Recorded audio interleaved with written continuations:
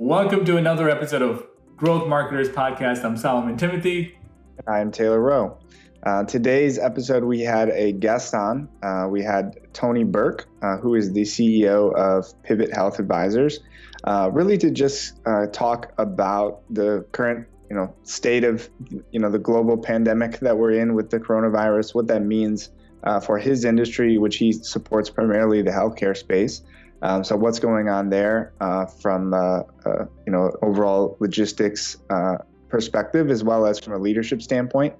So if you are a leader of any kind of team, I think this would be a very beneficial podcast for you to listen to Tony and some of the strategies that he implements for his clients in terms of improving your overall leadership skills and really understanding and knowing how to handle a time of crisis.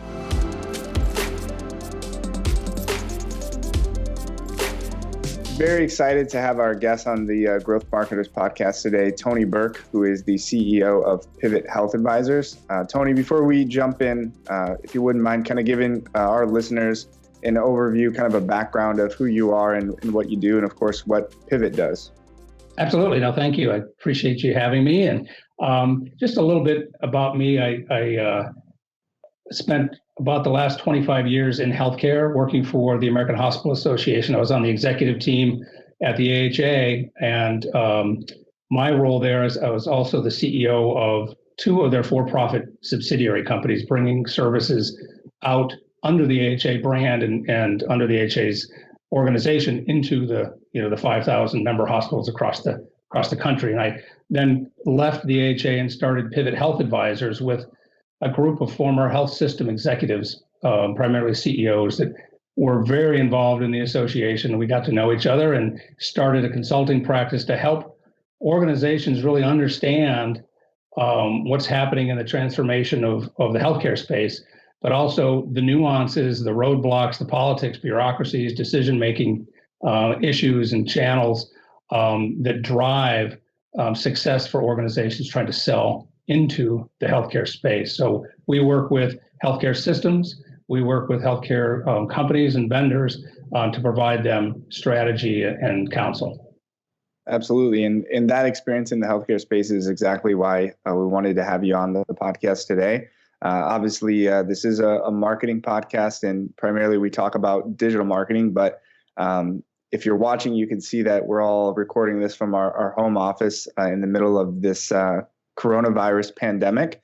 So we wanted to, tap into some of our sort of trusted advisors in the healthcare space. And obviously you have a pulse on, what's going on, what successful companies are doing right now, what unsuccessful companies are doing right now. And I know you also at Pivot, and you personally have a lot of experience in sort of leadership coaching and training.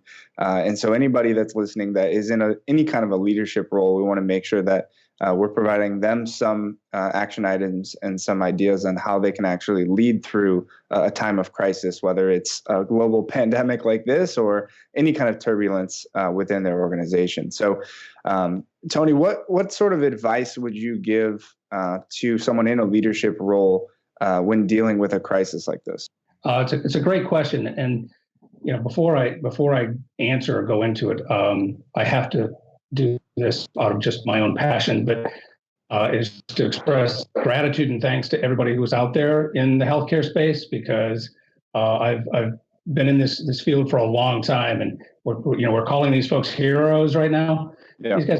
These guys are heroes every day. This is what they do, and they're just stepping in like they always do to provide care at times when others, we always say when others have to run away, we run too. And so just gratitude to the field, gratitude to caregivers for their sacrifices and their diligence to help us all through this crisis.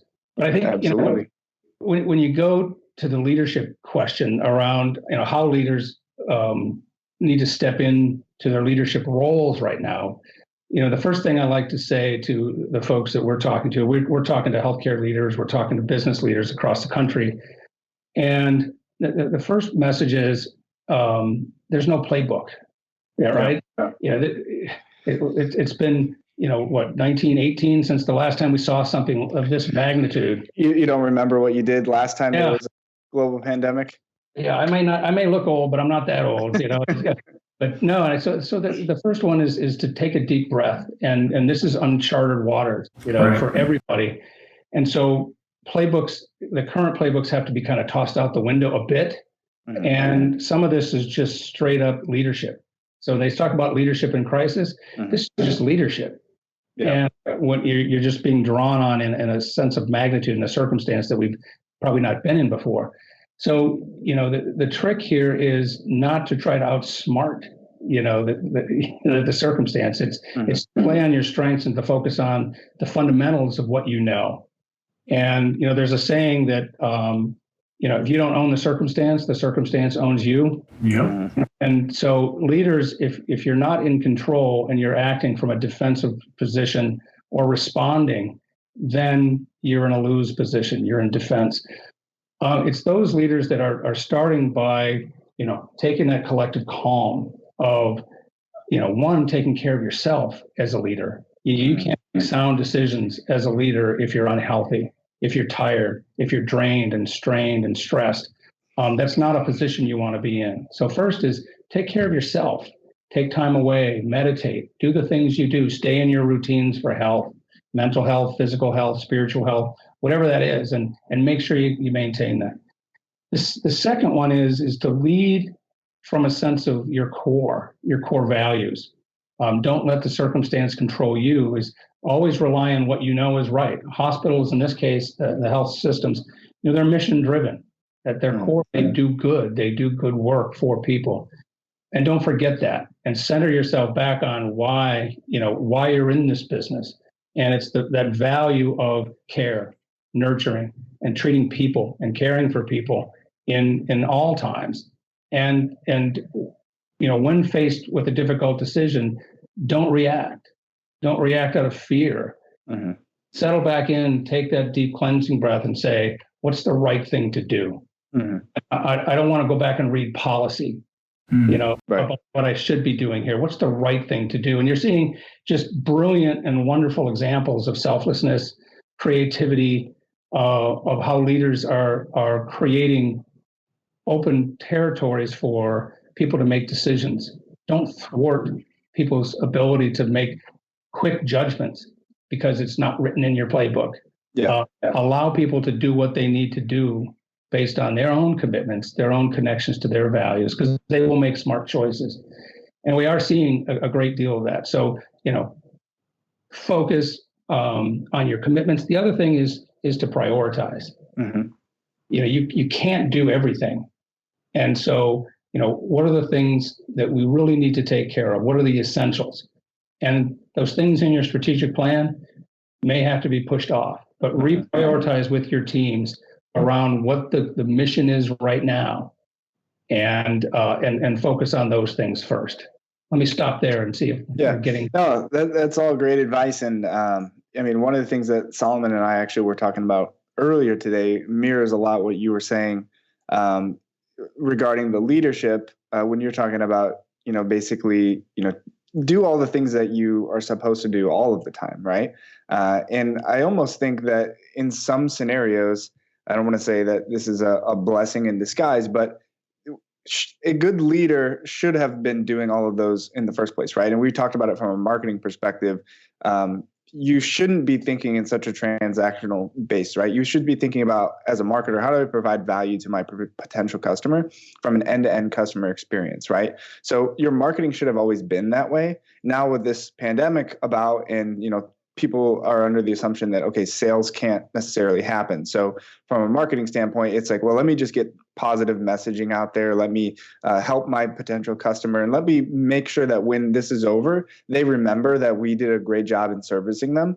And again, that should have been the case from the beginning. So I think a lot of good things can come from this. Like you said, from a leadership perspective, you're going to find out who you have in charge and what they're really made of, right?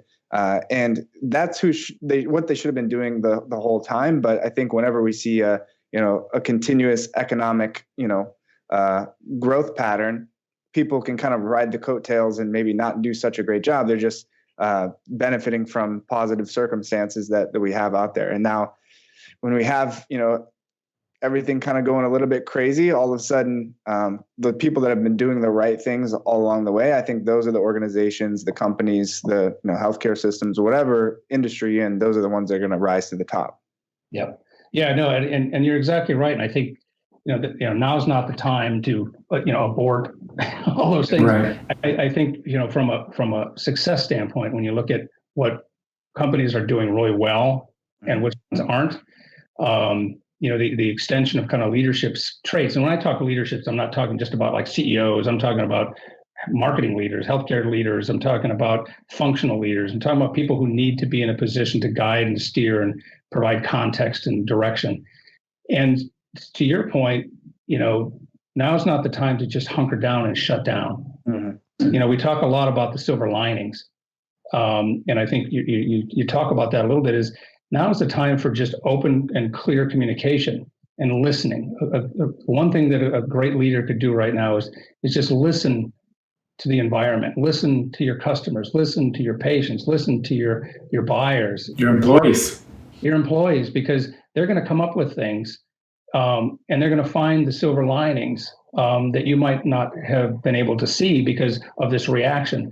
And then clarity of communication about giving them direct guidance and freedom and flexibility to do things differently right now versus saying, well, we can't do this, so we got to shut it down. And one of the examples that in maybe that relates to your space is, rather than having a sales team that is basically saying, oh, we can't really sell right now, you're all working at home, what is it that you can do? Well, you're all thought leaders. Mm-hmm. You're all creative. You all have an ear. Call your customers and just listen. Be an ear for what they need, and bring some of that data back into the organization about how we can retool and re-engineer to be of more response. And then how can we communicate more effectively and build brand? Great companies strengthen brand during times of crisis. They don't let the circumstance deteriorate their brand. They step into it. They redefine and reinvest, and they push forward their brand and allow their brand to carry through. And so that's a deeper investment in marketing and outreach and content development and getting the message out there that needs to be. It may change the message a bit, but it supports the whole of your mission and your vision as a company, and reinforces the brand. And so, effective listening, effective clarity of communication, and then looking for these silver linings that might allow you to rethink how that could be done. I got off the phone yesterday with a guy, and very similar to a conversation that we've had before. He's ready to shut down his company, and he's just like, not shut down permanently, but close down, lay off all of his staff. And he said, we have the ability to make devices, personal protection equipment for healthcare workers. I have to reconfigure my organization, but if I do that, I get to keep 50 people working, and we get to contribute to the cause and keep a revenue flow. And so it took them a week to reconfigure, and they're out there producing facial masks, the shields, and other devices. And they've got staff that are employed, and it was a creativity. It was a listening to the market. It was a sensitivity from his values that he didn't want to leave the country unprotected, but he didn't want to leave his employees out of work. Right. That just created a clearing to do something dramatically different. And that's the kind of ingenuity that we have the time for right now. Yeah, we had kind of scenarios I wanted to bring up with you. Sorry, Solomon. Yeah, one of the exact scenarios I wanted to bring up was, when is it time to double down and know, okay, let's stay true to our values as an organization and what we do, right? Because we always talk about, from a business perspective, like, don't try to do too many things. You can't be all things to all people. Do what you do and do it really well. And now we're in this crazy scenario. When is it time to pivot, right? As the name of your organization kind of alludes to. When is it time to make that pivot? And how do you know where to go in a scenario like this? No, it's a great question, and I think it's nuanced a little bit about knowing what industry you're in. Sure. What offering you have, because the worst thing that we can do is go too aggressively at organizations that, quite frankly, are inundated and are trying just to keep their focus on, selling into hospitals right now is very tough. Yeah. But it doesn't mean you can't be of value. So doubling down on your commitment to what you want to deliver may mean doubling down on on education, information sharing, resources, support. Our folks, quite frankly, right now, we actually set up just a free access for hospital leaders to call us, free, to say, I'm dealing with stress, I'm dealing with anxiety. Who can I talk to? Well, why not talk to somebody who's been a CEO for 40 years, who's dealt with hurricanes and floods and tornadoes and crisis, to say, I get you, I feel you, and we're here for you. We don't have to charge for that, but it keeps our brand very strong. We're doubling down on our commitment to the field. We're putting out a lot of content on education and leadership to just let people know we care and we support them. And that's the kind of stuff that we can do as companies to ride out, but also position us for next. And there's always an outcome. There's always the next wave. And if we hunker down too much, then the next wave defines itself and we may not be a part of it if we've not thoughtfully kept ourselves at pace with or slightly in front of where these situations are going. Yeah, I think one of the things you said is to over communicate. And that's exactly what I think companies have to do, right? You have to over communicate, not just outwardly to your prospect and your customers, but internally as well. Because like those employees at that company, they're wondering, well, do I have a job? This is for a leader, especially trying times, to let them know what's the vision, why are we here, why do we do what we do, and so that you can actually withstand, I guess, some of these challenging times. Absolutely, communication is, when we talk to the folks and leaders about what they're doing and what they're recommending to their peers, it's the number one. It's communicate. But there's a caveat in the communications. We always, to your point, lack of communication creates interpretation, and interpretation you lose control of. And so when you leave staff or leave customers or leave the marketplace void of clarity, it's chock full of interpretation, and then your brand suffers, as you guys know.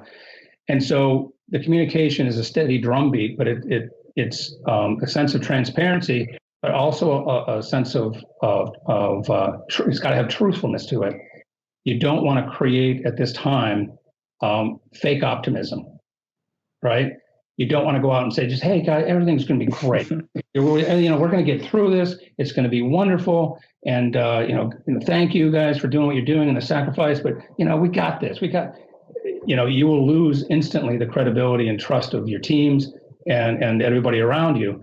So having the humility and the connection to your own values around truthfulness, that we own this situation. And I got to say, there will be a time where we have to deal with staffing issues. Mm-hmm. There will be a time where we have to make significant cuts. And I hope you understand that and the why, and provide the clarity and provide the communication and the detail in a very transparent and humble and honest and truthful way. Your staff will be with you. They understand the circumstance. They don't understand the fake optimism. Yeah. And it will happen, in a lot of organizations. So people always say the old sayings is they may not remember, what you said, but they're going to remember how you said it and who were you being at the time, how they felt. Exactly. It's the visceral connection to the integrity and the honesty of the leadership, and that's important. It's critical. Yeah. Absolutely. And you made some great points about the, I guess, individual leaders and challenges that you would have, like, let's say, selling into an organization like a hospital, right? So I think each industry has unique challenges that they're going through right now. What would you say in terms of like a company, let's say, I know you work with companies that, like I said, that are in the healthcare space, but not necessarily a healthcare system, right? They're a medical device manufacturer. They have some sort of technology or solution that actually sells into hospitals, right? Or is somewhere in the healthcare supply chain. So each department leader in those scenarios, right? Whether it's a sales leader or whether that's, a marketing leader, all of a sudden they, like you said, they might not be able to sell their product. So what are successful business sort of department leaders doing at a time like this? How are they managing their own staff? How are they changing their strategy? Are we adjusting quotas? Are we, like you said, letting go of people, focusing on other areas of support, or kind of working on the business internally? What are the successful organizations that you've seen focusing on? Yeah, it's a critical question, because I think, you can't have an organization that's got its head in the sand, in terms of, just keep going, keep pitching, Right. keep selling. It's no one's answering the phone. No one. Not only does it not help, but you're actually damaging your brand, because I talked to a hospital executive who just said, if they don't stop calling me, I will never buy from them again, because do they not have the sensitivity of what I'm going? A little insensitive, to appreciate that this is not a priority. So, a couple of things that people are doing is sitting down and going through their offering, whatever that offering may be, looking for those connection points of really relatable value right now. And some of the stuff you have, you think it's critically important, and like everybody should love, what you do, but is it critically important right now? And then what's the delivery mechanism that it needs to be done? You're seeing a ton going out now virtually in online education, online product distribution, things like that. But where is this market going? Keeping an eye towards where the end is going to be, and making sure making our decisions both from how we get through today, but also, some people say the next hour. It's hour by hour. How are we going to get through this? How are we going to get through this? How are we going to get through this? Because the circumstances are changing every hour. So what are the modifications that we need to make to our offering? What are the modifications we need to make to our messaging and alignment? For instance, I've been dealing with a revenue cycle management company in healthcare who speaks in one vernacular around revenue cycle enhancement, things like that. But the outcome of what we need to hear in the field is, could you use an extra few $1 million in the next 30 days to help solve your patient needs right now? Right. The how, it becomes less important than the what, and relatability. So figuring out that relatability of the circumstance right now becomes very important, and modifying our marketing approaches and our messaging to move down that path. And then looking at the sustainable kind of outcome of what's going to happen in the environments that you're selling into long term, and are we positioned for that? If you look at hospitals, telehealth and remote monitoring has been around for a long time, right? And so all of a sudden, and it's been going at a clip. It hasn't taken off completely. Well, guess what? Took off. It's accelerated the adoption, the respect, the credibility, and it's actually helped overcome some of the reimbursement models and payment systems, overcome some of the HIPAA issues, because we just had to muscle through and make it happen because it was a necessity. So exception and adoption of technology suddenly became the new norm out of this crisis. It was a silver lining. Mm-hmm. So now what you see is companies that had traditional delivery methodologies totally rethinking how to do it remotely, either remote monitoring through telemedicine. You're seeing greater adoption of clinicians who are now accepting telemedicine as a viable option. You're seeing patients now that is the future. So insurance companies, right? I mean, they're all kind of forced to recognize that as a viable solution. Absolutely. So what else do you think kind of sticks from this, right? That was one of the things I wanted to bring up is, what does a post-COVID, world look like, and what does that mean in the healthcare space? You brought up a great example of telehealth. So what else do you think changes, or what else is an outcome because of this, and maybe even what goes away? Yeah, I think those are all interconnected in terms of, don't wait. I was listening to somebody, I can't remember who it was, but essentially it's like, if you're expecting to go back to normal, it's not going to be normal. Yeah. So if you're not spending the time recreating and re-identifying what your new normal looks like, you're going to be obsolete. And so, I think, I'll take healthcare, for instance. if we follow and can continue to go down the same pathways that we've been going down in terms of building brick and mortar, hiring, building different service line capacities and things like that, and we ignore this nuance of remote and telehealth, and how patients are now going to be more comfortable with that. We could waste a lot of money, time, and energy in creating old approaches in a new environment. So I think part of the recommendation there is as hard as it is right now, as hard as it is to imagine stopping, it's this parallel track of how do you take care of today while having a keen eye towards the future. And it's stuff that we kind of do a lot anyway. To your point earlier, we should be doing some of this stuff all the time. Yeah. Yep. Some do it well, others don't. But having one eye towards the future at all times, as you're thinking about your strategies, will allow you to make decisions today in the moment that will have longer term implications that set you up for success.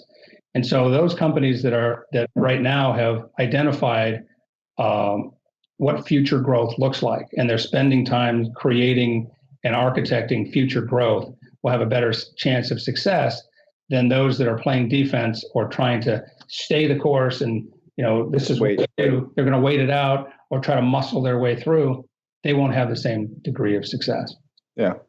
I almost look at this as like an accelerant, right? It's like all of these changes were inevitable. Like you mentioned, telehealth. I mean, it's kind of been inching towards, becoming a real reality for everybody to receive, healthcare in that capacity. But it's just, it's not, the pain wasn't big enough, right? There was no real need for you to not leave your house. And now something like this, now you start to see the benefits. I mean, we've even talked about it from an operational perspective, and we have about a 50 employee organization, and all of a sudden overnight we had to go remote, and we started asking ourselves, do we really need 3 offices and all of that additional headache and expense, right? Or can we invest into technologies like we're doing right now and just get our job done anywhere in the world, which then opens up additional benefits of hiring, right? There's no borders when it comes to hiring. We don't need to have people within a 10-20 mile radius. We can find the best of the best anywhere in the world. And I think the same thing is going to happen to every industry, like you said. If people are paying attention and looking at how do we move forward from this, how do we adapt to this new world, rather than let's wait this out and just go back to business as usual. Those are that's the big difference, right, in a successful outcome and an unsuccessful one. Absolutely, and you hate to see use crisis as an accelerant, but it is, and I think you're right. We talk about finding the silver linings, and that's what it's really about, is in these times. And I think you're exactly right. The way business is conducted, I think you're going to see a lot of change in a lot of different industries: the restaurant industry, the grocery industry, all the home delivery kind of folks that have migrated towards home delivery, and the consumer comfort now. The consumer confidence and comfort of being able to take advantage of those services. And I think the employer, to your point, the employer confidence that, maybe we've fought this kind of remote workforce for a long time, have been forced to kind of be exposed to it, find the technologies, find the workflow, find all the ways to work effectively that way. And that will sustain. Some of them will go back, but a lot of them will sustain, which then creates in our workforce a whole new category, and it's going to allow people to be retrained and repositioned for being successful in different ways. I was asked by a group of CEOs to just find me, there's digital assistants, find me remote assistants. Mm-hmm. I don't know how to use Zoom. I don't know how to use the webcams, and I don't have the technologies. So have somebody at my call that I can just have in my house in 10 minutes and get me out. And it's going to create cottage industries, on this stuff, which, it happens. And I think we need to be open to and embrace the opportunity. Yeah. And one question I had for Tony is, do you think the healthcare will be ready for something like this in the future? Right. Obviously, this caught us by a storm. And obviously we learned that we couldn't really support all the patients that came in and had to turn, all these places into semi-hospitals. So how do you think that's going to happen, at least to your knowledge? Well, I think, to my knowledge, I think is the question. Yeah, exactly. I mean, we don't know what we don't know. I don't think anybody knows or could have predicted. But I think I'll try to answer that question. But before I do, is I've been around this industry for a long time. The type of collaboration, coordination that's happening across healthcare systems right now is unprecedented. Again, silver lining.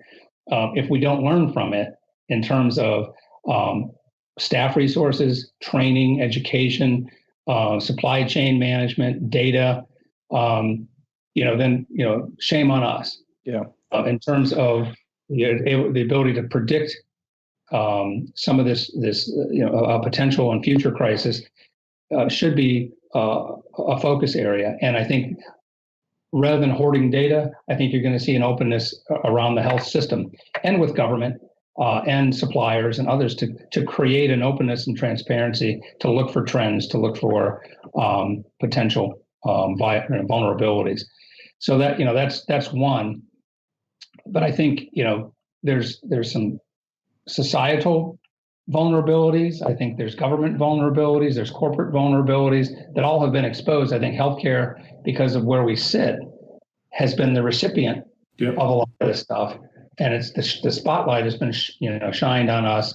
But I'll tell you, I'm actually involved already in several initiatives around how do we ensure supply? How do we make sure that we're not bidding against each other for masks and gowns and very simple objects, and we're puts us at conflict with each other. So there are national and international concerns already being discussed to create mechanisms to fix the supply chain kind of issues, and then also just staffing collaboratives, and how do we make sure that we've got the right staffing, new staffing models, incentives. All these things are going to be have to be reevaluated and examined for opportunities for growth. Will we be 100% prepared? It's hard to say because we don't know what the next crisis will be. But I think the outcome will be we will be better prepared, much like after 9/11. Mm-hmm. Are we impenetrable by any other type of crisis like that? No. But we put in a lot of safeguards and a lot of systems to help. I think healthcare will be the same way. I think society will be the same way. Mm-hmm.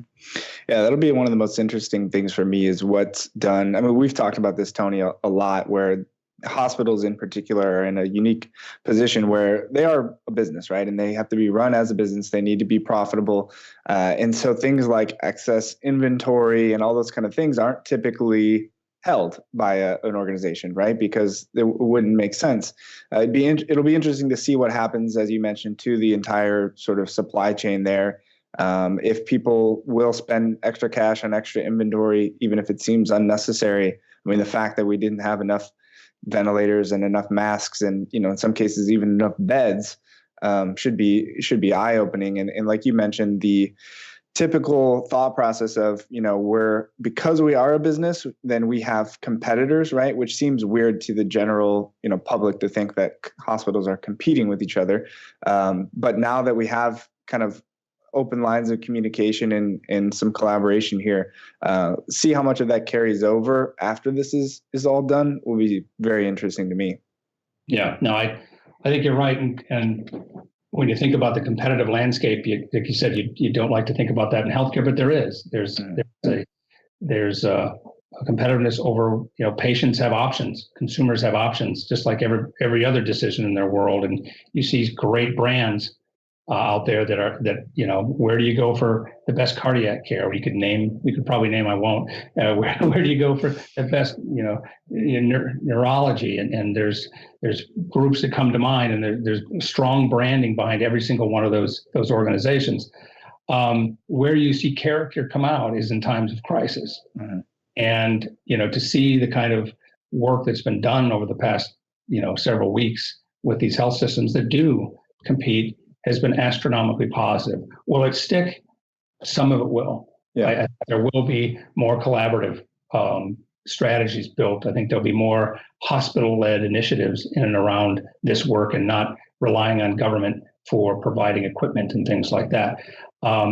So again, the silver linings of this, hopefully we won't solve everything, but I think we will advance a significant amount of protocols and practices and relationships to ensure that we're as best equipped as we can to address it in a timely fashion. Yeah.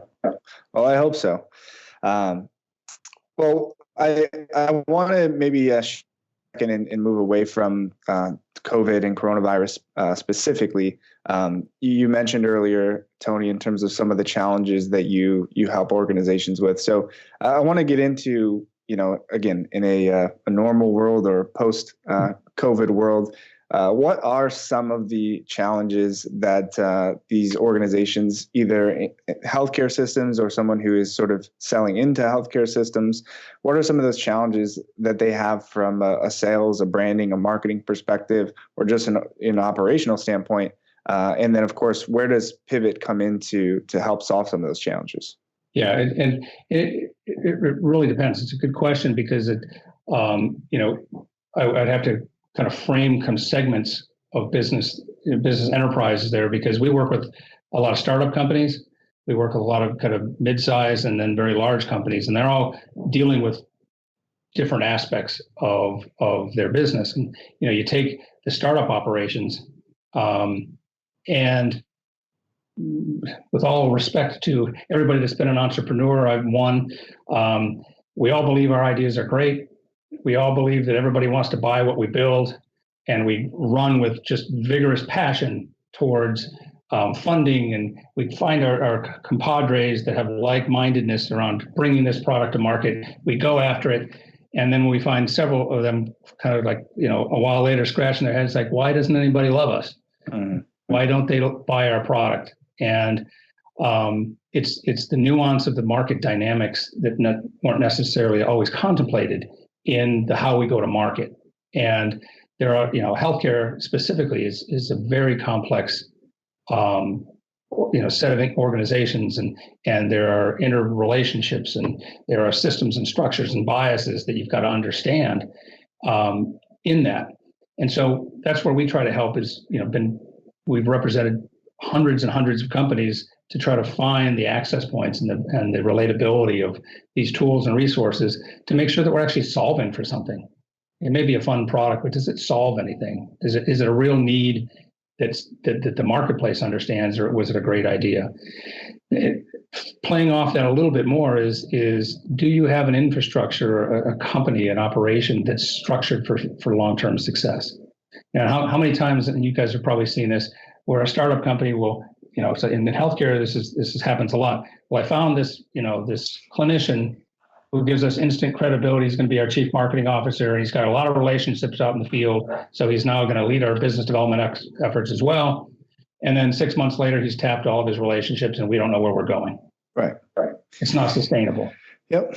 And so, we counsel on strategy, on sales strategy, and collaborations and partnerships and distribution to make sure that what you're doing is strengthening brand, strengthening position in the marketplace. And that's where, folks like you guys can be very valuable with organizations that can make investment in the creation of relatability and relevance to that product, and position that company as a thought leader and not just somebody that's in it for the short term to buy in and buy out. Mm-hmm. And we see that all the time. And then the final part, kind of in that startup phase, is leadership. And I have a leadership bias. I have a culture bias around creating sustainable organizations. And entrepreneurs specifically, if I'm a technical person, I'm a scientist, I'm a developer, I'm an engineer, I've maybe not run a company before.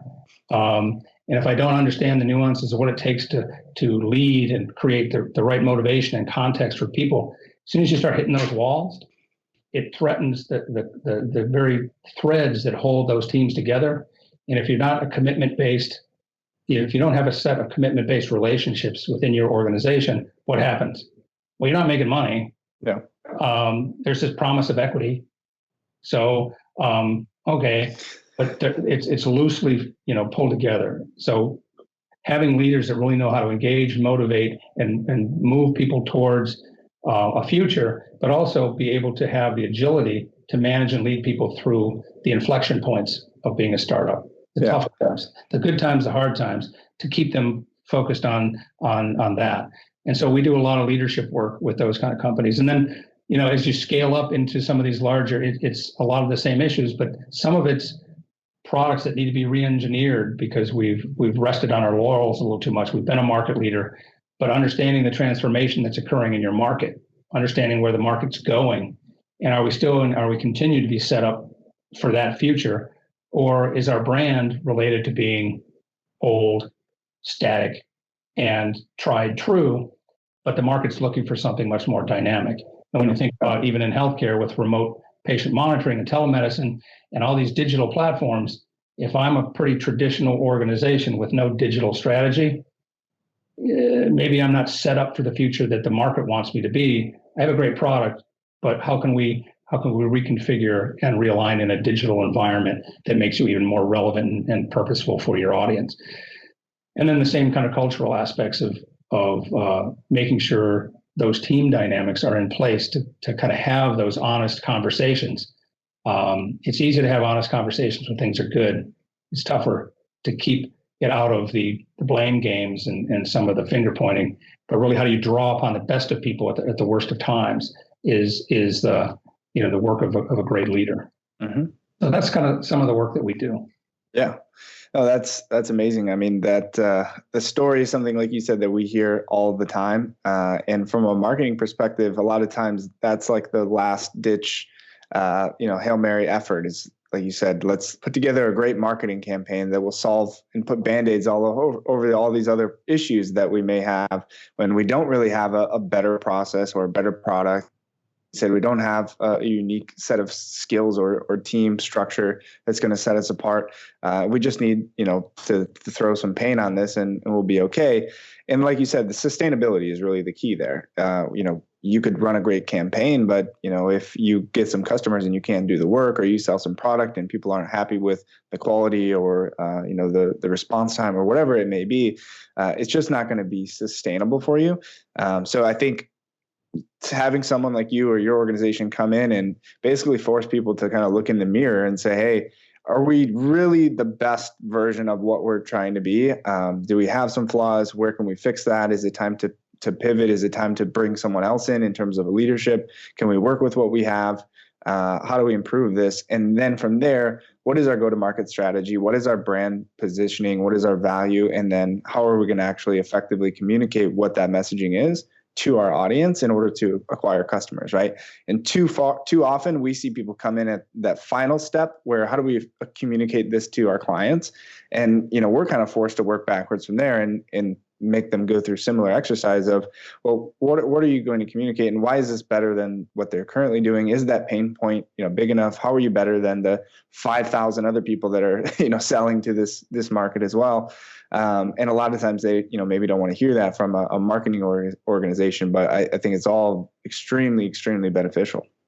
Yeah, exactly. And indulge me in a little bit. I think, a lot of the companies that we are familiar with or we work with or have worked with and see, we all get hung up on us. Mm-hmm. This is what we create. We're really good. We're brilliant. We've got the best this. It's this fast. It's this speed. You and everybody else. Yeah. And so, I had a great kind of colleague who was on my board at the American Hospital Association, and he, before the Simon Sinek kind of, why campaign, he would always just grill me on strategies. It's like, okay, we want to work on broadband technology, and he's like, why? Mm-hmm. And he wouldn't give up. I'm like, well, it's going to get more speed and capacity so we can have digital images and digital radiology and all this stuff. But why? Well, because the current systems are broken and all this stuff, blah, blah, blah, blah. And then when I say, because, if you can read, if I can provide instantaneous response to a patient's circumstance right there at that time and not let them go home for 10 hours, anxious, fearful, and, don't we want that? Mm-hmm. That's why. Right. If you take it in healthcare, all the way down to the patient being cared for better, saving lives, take every conversation. So every product in healthcare can be actually related back to what the impact it is down to the patient level. Every single one. Mm-hmm.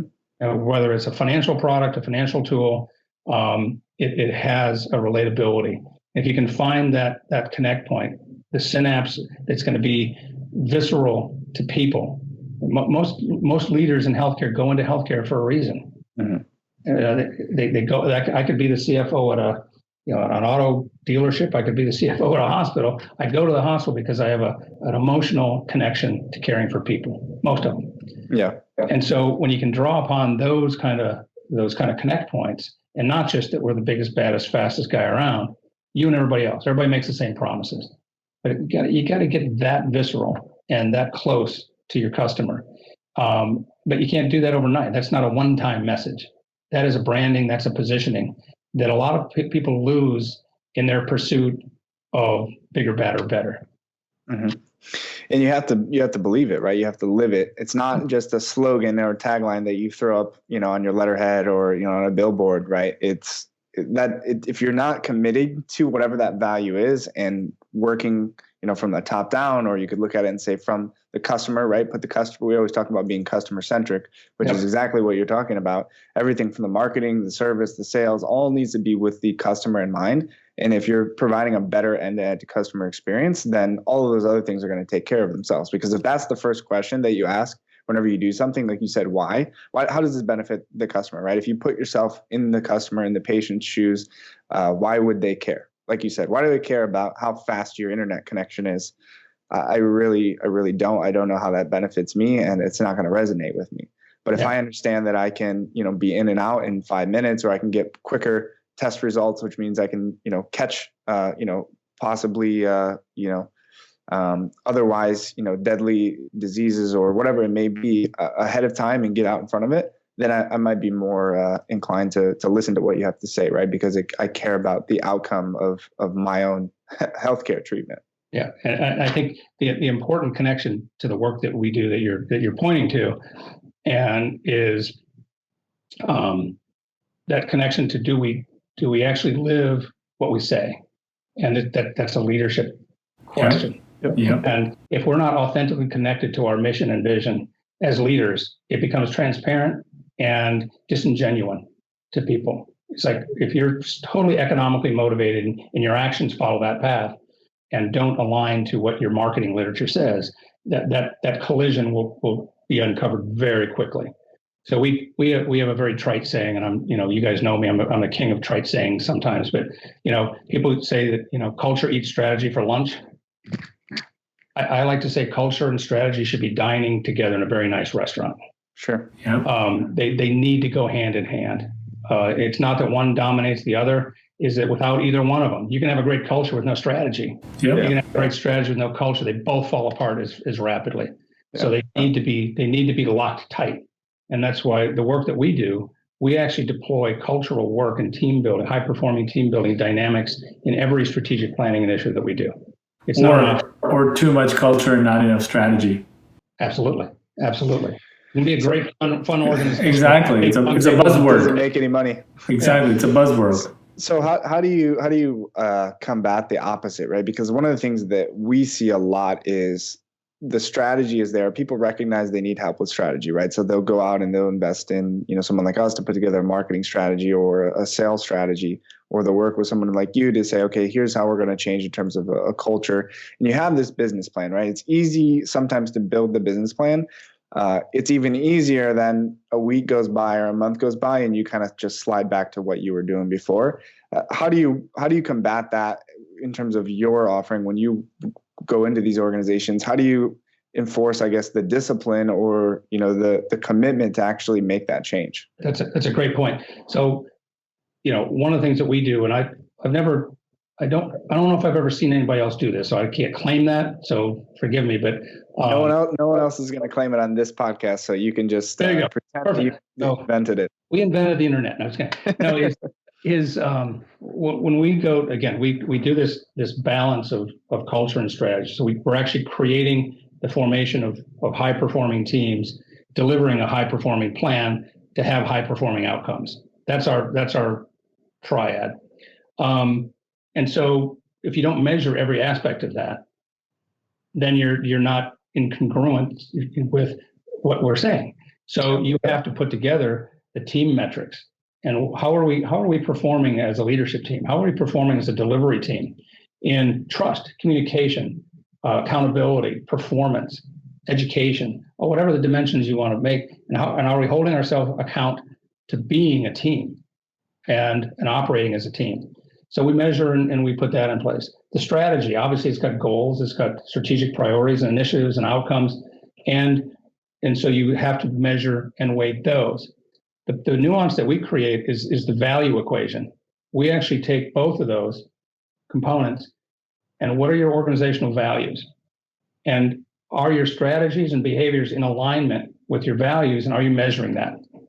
So I can be really aggressive economically. It doesn't necessarily take anything away from my value of being very altruistic in support of my patients or my consumers or customers. That's fine. Capitalism is not a bad word. Yeah. But if done the wrong way, it can be. But if it's done in lockstep with, we have a significantly, wonderful team who's delivering at a high level, and there's trust, there's confidence, there's communication and dialogue and exploration and collaboration, all this great team building stuff, delivering on all these wonderful strategies, and we're completely aligned with our vision of innovation and creativity and adaptability, and we can show exactly where they align, it closes the circle. So you can have great outcomes on your strategic plan, but if they're in violation of your values, your brand suffers. Sure. Your team suffers. Your performance ultimately will suffer long term. And so it's that link back to the core. Who are you being as a company? Who are you being as individuals? And what are you delivering and why? All as part of what we believe is successful strategic direction. Sure. Absolutely. I love that. Well, I want to kind of wrap this up here because I know we've been, talking for about an hour. But before we do so, Tony, I want to make sure that you have the opportunity to kind of give a little bit of a plug, if you will. If anyone's listening to this, I guess who would be a good fit for Pivot? Who should reach out to you? And if they want to reach out to you, where can they find you? Thank you. Appreciate the opportunity.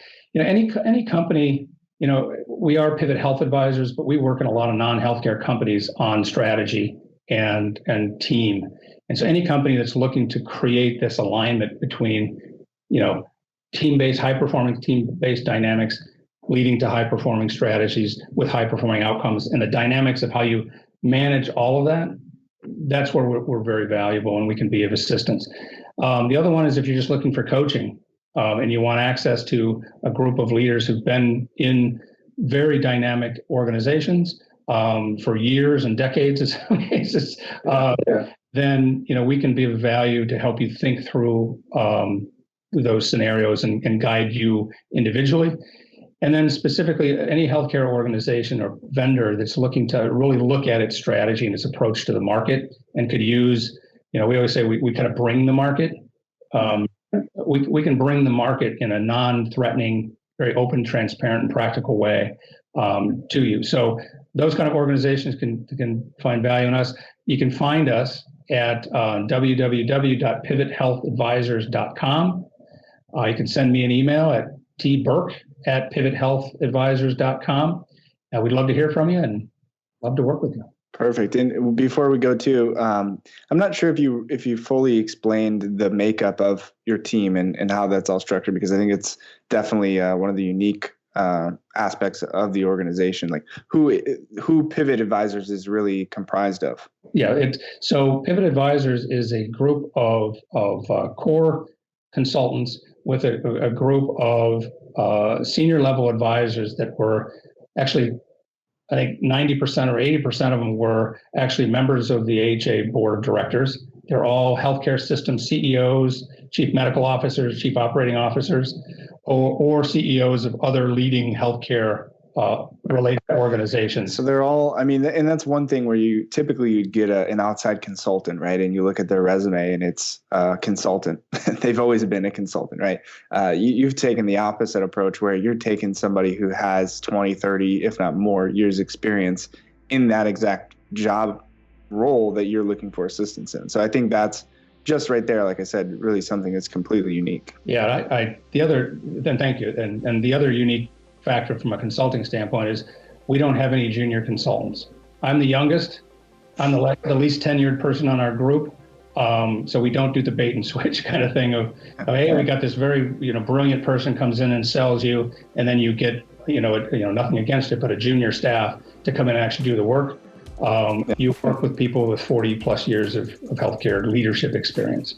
Awesome. All right. Well, I appreciate it, Tony. Thanks for joining us today, and we hope to have you back again soon.